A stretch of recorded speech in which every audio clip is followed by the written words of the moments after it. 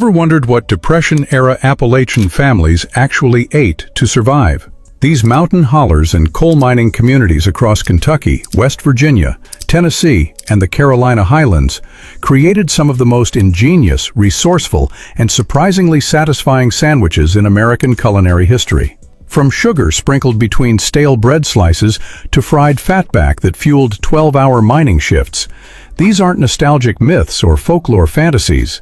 They're authentic recipes that kept real working-class families alive from the 1920s through the 1950s.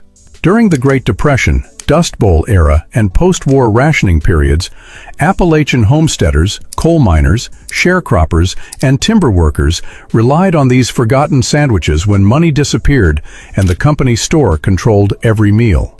Let's explore 25 hillbilly poor man sandwiches that fed entire communities during America's hardest times, but have now vanished from modern memory. Tomato sandwich.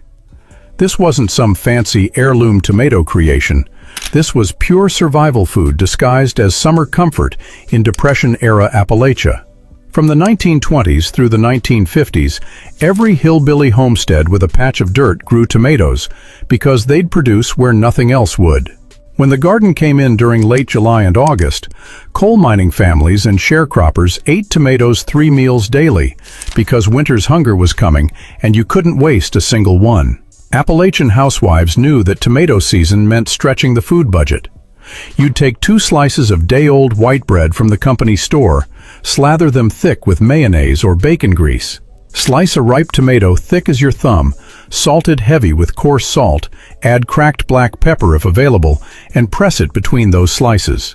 The juice would soak into the bread, making it soft and tangy. Some mountain families added thin sliced onion if tomatoes were particularly sweet. Coal miners' wives packed these in tin lunch pails.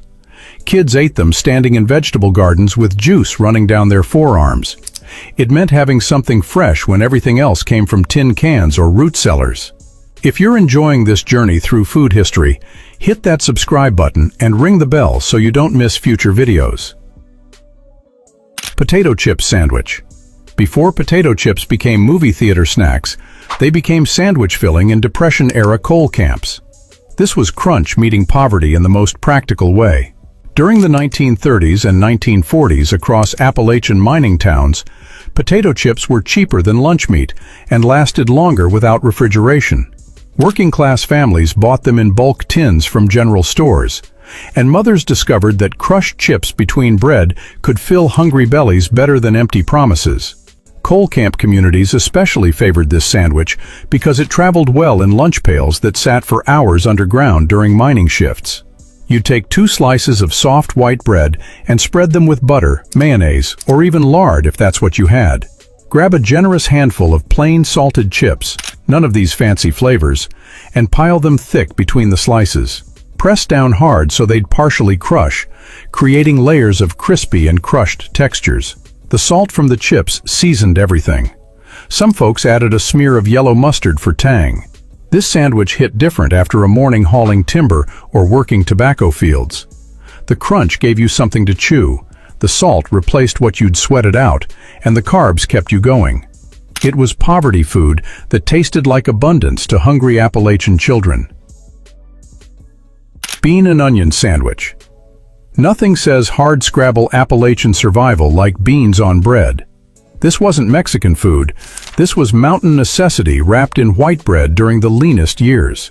Throughout the Great Depression and into the 1940s rationing period, pinto beans and navy beans were the cheapest protein available to sharecropper families and coal mining communities. When meat disappeared from the table for weeks at a time, beans kept Appalachian children from starving. Every hillbilly household kept a pot of beans simmering on the wood stove, and those leftovers became tomorrow's sandwich. You'd take cold leftover pinto beans, still in their cooking liquid with that thick, starchy juice, and mash them rough with a fork. Spread them thick on white bread, add thin sliced raw onion for bite, sprinkle with salt and pepper. Some families added a spoonful of the bean liquid to keep it moist. If you had bacon grease, you'd drizzle it over top. The beans would be creamy and earthy, the onion sharp and crunchy. Textile mill workers and lumber camp crews ate these cold in their lunch pails. Kids ate them after school when there wasn't anything else. It meant having protein when meat was just a Sunday dream. Sugar sandwich. This one sounds crazy until you understand what hunger actually feels like. The sugar sandwich was poverty's dessert during America's hardest economic times. During the Great Depression across Appalachian communities, sugar was cheaper than butter, jam, or any other spread. When coal mining families ran out of everything else before payday at the company store, mothers made sugar sandwiches for children who cried from empty stomachs. This wasn't treating kids. This was preventing hunger pangs with whatever calories existed in the cupboard. Kentucky, West Virginia, and Tennessee mountain families knew this sandwich well during the 1930s. You'd take 2 slices of white bread, usually the cheapest, softest kind, and spread them very lightly with butter or margarine if you had it, though many families skipped this entirely. Sprinkle white granulated sugar generously across one slice. Press the other slice on top. The sugar would crunch between your teeth, then dissolve sweet on your tongue. Some mothers added a tiny splash of vanilla extract if they had it, or cinnamon during holidays. Children ate these as after-school snacks when there wasn't anything else. Mothers packed them in school lunches when the cupboard was bare except for bread and sugar. It was pure carbohydrates keeping Appalachian children conscious until dinner. Today it seems absurd, but during the Depression, it was survival. Peanut butter sandwich. Before peanut butter and jelly became iconic, plain peanut butter on bread was serious Depression-era survival food for working-class Appalachian families. During the 1930s and 1940s, peanut butter was cheaper than meat and didn't require refrigeration, crucial for families without electricity in remote mountain hollers. Government commodity programs distributed peanut butter to coal mining communities and sharecropper families, making it a staple protein source when meat became unaffordable. One jar could last a week, feeding children who needed calories to grow during America's hardest economic period. You'd take 2 slices of white bread and spread thick, natural peanut butter across both slices. None of this thin spreading. The peanut butter was dense, oily, and stuck to the roof of your mouth. It was usually just peanuts and salt, no added sugar or stabilizers like modern brands. The oil would soak slightly into the bread. Some families added sliced banana if they had it, or a drizzle of molasses for sweetness. But most times it was just straight peanut butter. Coal miners ate these underground during lunch breaks because they wouldn't spoil. School children traded them reluctantly because everyone else had peanut butter too. It was protein when protein was scarce, and it kept Appalachian families working. Liver and onion sandwich. This sounds horrifying to modern palates, but liver sandwiches were cheap nutrition during the Depression when Appalachian families couldn't afford better cuts of meat. Throughout the 1930s and 1940s in coal mining towns and farming communities, liver was the cheapest meat at the butcher shop or company store because nobody wanted it. Cattle liver, pork liver, and chicken liver cost pennies per pound when regular meat was unaffordable. Appalachian mothers knew liver was packed with iron and vitamins their malnourished children desperately needed, so they learned to cook it until families would eat it without complaint. You'd fry sliced liver in bacon grease or lard until it was cooked through but not tough, about 5 minutes per side. The liver would turn grayish-brown and develop crispy edges. Fry thin sliced onions in the same pan until they caramelized and sweet. Let everything cool, then place the liver and onions between 2 slices of white bread spread with mustard or mayonnaise. The liver was dense, mineral-tasting, slightly grainy. The onions added sweetness and cut the metallic flavor. Textile workers and farmers ate these cold for lunch.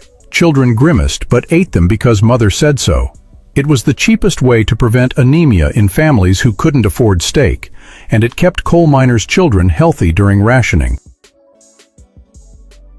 Pimiento cheese sandwich.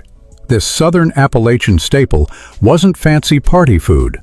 It was economical protein when meat was scarce, and cheese was commodity food during the Depression. From the 1930s through the 1950s, pimiento cheese became a hillbilly staple because the government distributed cheese through commodity programs to coal mining communities and poor farming families. Women across Kentucky, Tennessee, and the Carolinas learned to stretch that commodity cheese by mixing it with mayonnaise and canned. The 1970s were an era of glitz, fame, and cultural change, but behind the charm and bright lights, some of Britain's biggest icons held deep contempt for the very people who made them stars. Today, we expose 10 famous figures who treated the public with shocking disdain. From humiliating fans to belittling staff, their arrogance left lasting scars.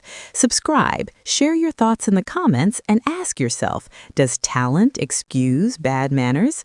Watch until the very end, where the final story reveals a national treasure who secretly loathed the working class. Let's uncover the darker truth behind the fame. 1. Peter Sellers. The 1970s were undeniably the decade of Peter Sellers. To the public, he was the bumbling, lovable Inspector Clouseau, a man who could make millions laugh with a single clumsy step. But behind the camera, the reality was far darker and deeply unpleasant for anyone unfortunate enough to work for him. By the mid-1970s, Sellers' ego had swollen to extraordinary proportions. He didn't merely demand excellence, he demanded submission. His mood could flip from charming to venomous in seconds, often triggered by the smallest inconvenience caused by drivers, assistants, or waiters. Sellers genuinely believed he existed on a higher plane than the working-class crew who supported his career. His wastefulness was staggering. He lived in a bubble where no did not exist, and anyone who dared to say it was erased from his life. By the end of the decade, despite massive success, Peter Sellers was profoundly alone. He had burned nearly every bridge behind him. He left a legacy of brilliant comedy and a long list of people who never forgot how small they made them feel. A genius, certainly, but one who lost his humanity on the climb to the top.